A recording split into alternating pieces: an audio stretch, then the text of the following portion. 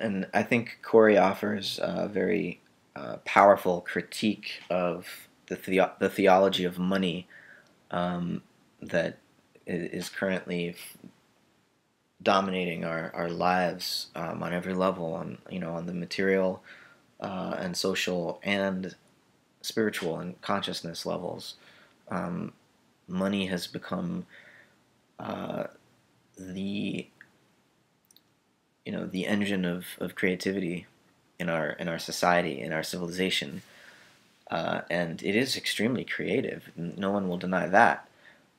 But it's also rather destructive because it's based on a form of um, a way of interpreting scientific knowledge that is less about wisdom and understanding than it is about power and the ability to transform one thing into another. Um, I'm thinking of technology here, and the great success of consumer capitalism and of the capitalist state complex um, has been a result of technological innovation through a sort of experimental scientific um, methodology that treats the world, that treats nature as a machine that we can tinker with and manipulate into performing certain um, tasks of energy transformation. We've built more and more sophisticated steam engines and coal engines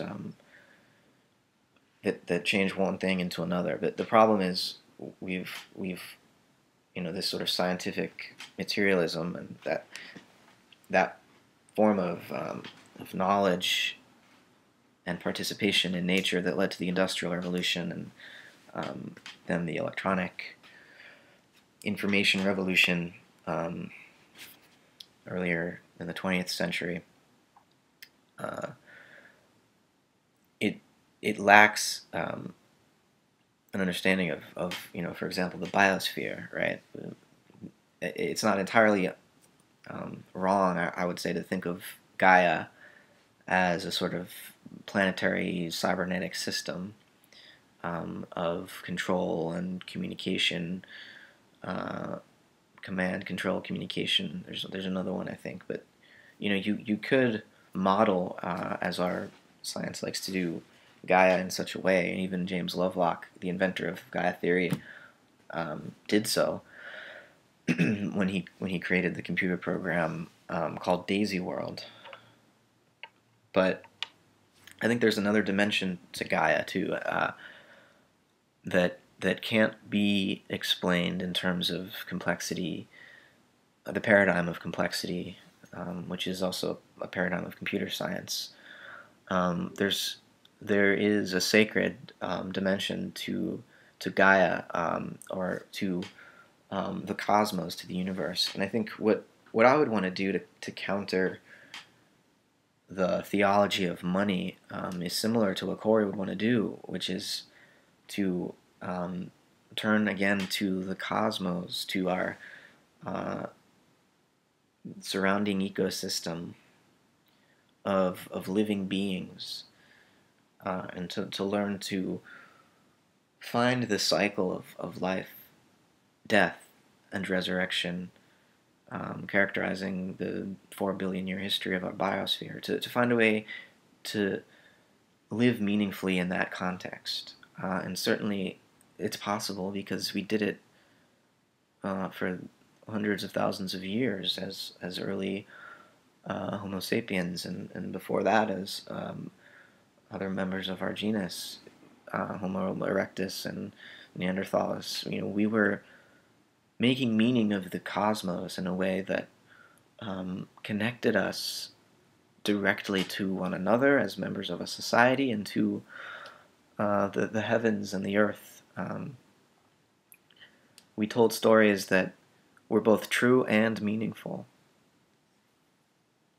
And so we know that it's possible, right? And what happened in the modern age is that somehow our story became um, alienated from the context within which it was arising. So the adventure of civilization forgot its essential connection with the adventure of the universe.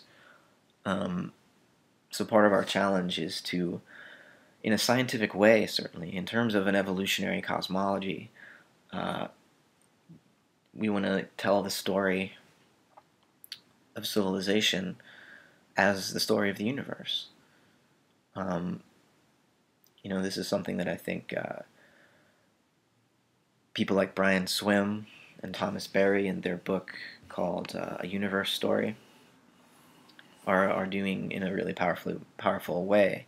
That is trying to weave the human project back into the birth and development of the universe itself, so that we see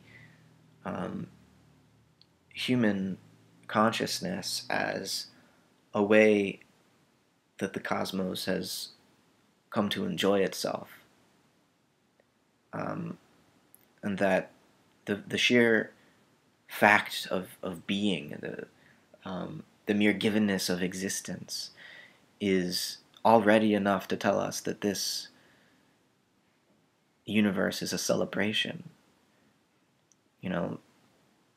What Brian Swim refers to as the primordial flaring forth, or what you'll hear in the media as the Big Bang Theory. This initial emergence of energy into the manifest realm, the sort of the breaking open of the cycle of matter antimatter creation destruction, so that some statistically significant amount of matter would survive erupting into manifestation. That is already a sort of divine orgasm, right? A sort of a pleasure in expression great enough to birth an entire world out of nothing.